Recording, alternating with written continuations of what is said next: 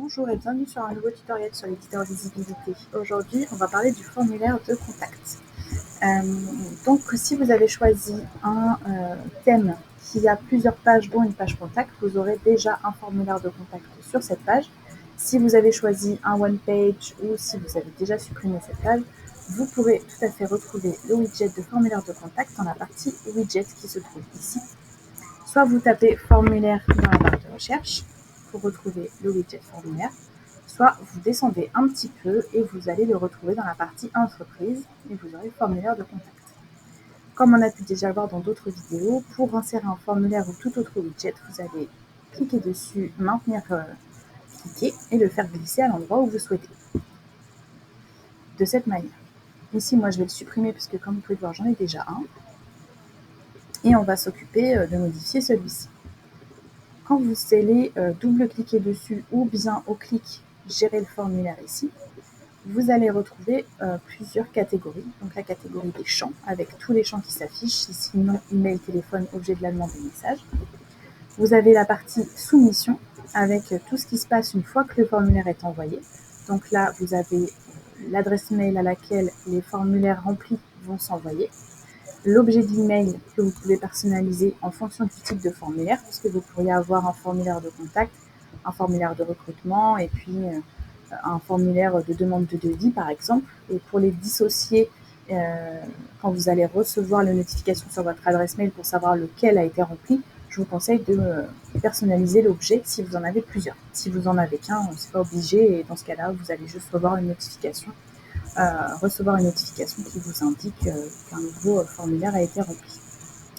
Donc ces deux objets-là, je vous conseille, ces deux champs-là, de les compléter.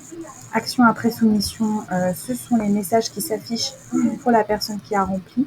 Donc on a notamment le message de remerciement que vous pouvez tout à fait venir personnaliser et le message d'erreur si par exemple un champ obligatoire n'a pas été rempli ou bien si temporairement il y a un souci sur votre site et que ce message ne peut pas être envoyé.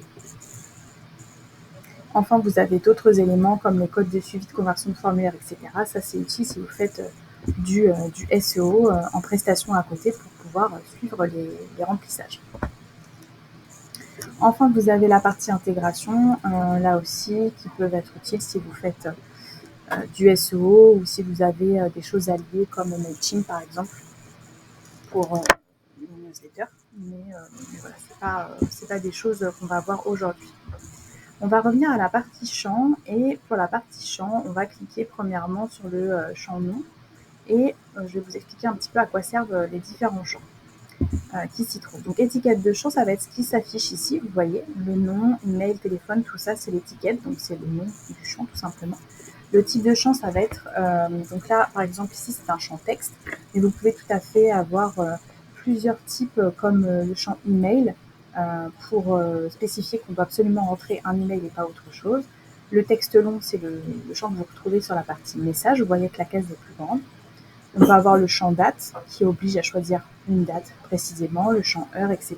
Donc là, moi, ce que je vous conseille de faire à chaque fois, c'est de tester un petit peu pour voir ce dont vous avez besoin en fonction du formulaire que vous souhaitez construire. Donc là, je vais remettre texte tout court pour avoir ce champ qui est plus petit. Enfin, si vous avez d'autres champs à ajouter, vous avez bien évidemment le bouton ajouter le champ et là vous allez donner un nom d'étiquette, choisir le type de champ directement et puis choisir si c'est un champ obligatoire, etc. L'espace réservé, c'est tout simplement l'indication de champ qui peut se trouver à l'intérieur. Donc par exemple, si vous voulez donner une indication sur le type d'objet de demande que ça peut être, vous pouvez mettre dans l'espace réservé, par exemple, demande de réservation, virgule, candidature, pour donner un peu une idée de ce que les gens peuvent mettre à l'intérieur. Au niveau du type de champ texte long, vous pouvez bien évidemment aussi rajouter dans l'espace réservé des indications. Et il y a des éléments par contre où vous ne pouvez pas, comme par exemple le bouton radio, où là, effectivement, c'est juste des options à cocher, donc vous ne pouvez pas mettre d'indication.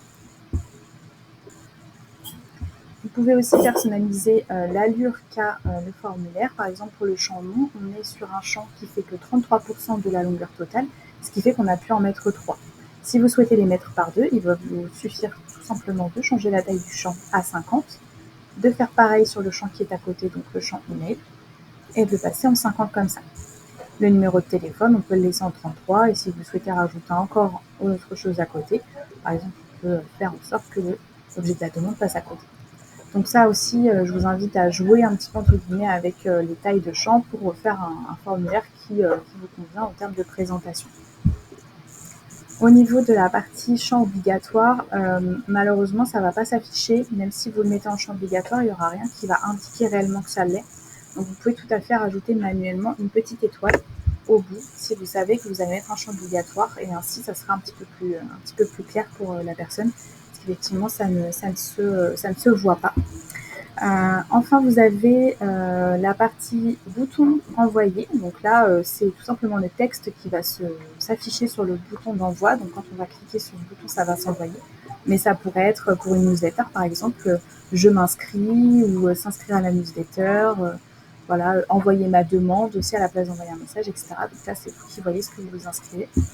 On a aussi la partie reCAPTCHA. Alors la partie reCAPTCHA, c'est ce qui évite que des bots remplissent le formulaire et vous envoient en masse. Vous pouvez choisir qui se voit pas, ou qui soit en texte directement à remplir, comme l'icône incorporée. Et là, on oblige un petit peu à... non, plutôt c'est la case à cocher, pardon. On oblige à cocher la case « Je ne suis pas un robot » pour l'envoi, mais vous pouvez aussi choisir l'icône en bas à gauche. Vous aurez juste un petit icône reCAPTCHA qui protège la partie formulaire.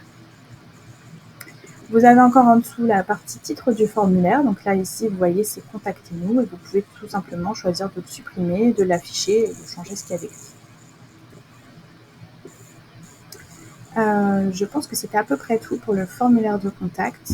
Comme je vous l'ai expliqué, n'oubliez surtout pas de remplir dans la partie soumission la notification de votre soumission, parce que sinon les gens qui vont remplir, vous ne le saurez pas, à part en vous connectant à votre éditeur et d'aller dans la partie formulaire de contact qui se trouve dans le back-office. Donc je vous conseille vraiment de penser à remplir cette partie-là avant de publier, afin de recevoir les nouvelles soumissions directement sur votre adresse mail. Et la dernière chose à ne pas oublier de faire, surtout si vous n'en avez pas dans le thème, c'est toujours d'ajouter un champ consentement. Donc dans type de champ, vous allez choisir consentement. L'étiquette de champ, vous n'en avez pas besoin, parce que vous voyez, c'est une case à cocher. Et ici, je vous conseille vivement de le personnaliser un peu plus pour que ce soit en cohérence avec la loi européenne du RGPD. Et donc la phrase à mettre à la place, ce serait plutôt celle-ci. Oui, j'accepte que les données personnelles collectées soient conservées pendant 2 ans dans le cadre de la mise en relation avec l'entreprise pour accéder aux prestations qu'elle fournit. Ce que je vous conseille, de toute façon, elle est en obligatoire directement, donc c'est bien rajouter la petite étoile pour indiquer que ça ne pourra pas s'envoyer sans ça. Et puis, voilà, c'est à peu près tout, la laisser en champ 100%. Malheureusement, c'est un petit peu mal fait entre guillemets, puisque la case se met au-dessus. Ça, on ne peut pas faire autrement, mais voilà, en tout cas, je vous conseille vivement de le mettre pour être en règle avec la loi européenne sur la protection des données. Voilà, et bien écoutez, j'espère que cette vidéo vous aura aidé à construire et à personnaliser votre formulaire, que ce soit de contact ou autre. Encore une fois, je vous invite vraiment à essayer d'ajouter des champs, à les modifier, à les personnaliser pour voir ce dont vous avez vraiment besoin et comment ça fonctionne. Et puis à faire aussi des tests d'envoi pour voir si la réception vous permet bien d'avoir toutes les informations que vous souhaitez. Voilà, et bien écoutez, je vous souhaite une bonne journée, je vous dis à bientôt, au revoir.